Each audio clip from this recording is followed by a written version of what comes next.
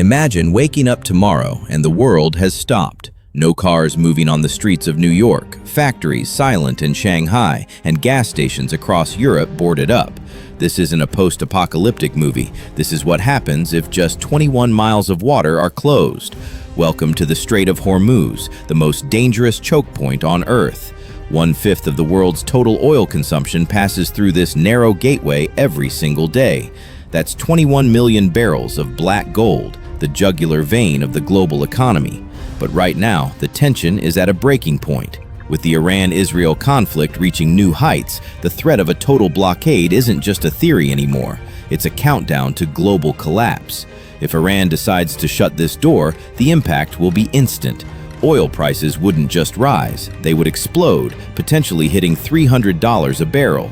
Shipping insurance would skyrocket, global supply chains would snap, and the world's stock markets would face a Black Monday like never before.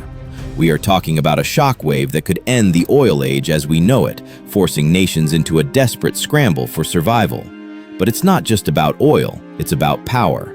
Beneath these blue waters lies a hidden battlefield of sea mines, submarine drones, and stealth batteries. The world's superpowers are already positioned in the shadows, waiting for the first spark. Who wins when the path is blocked? And more importantly, who loses everything?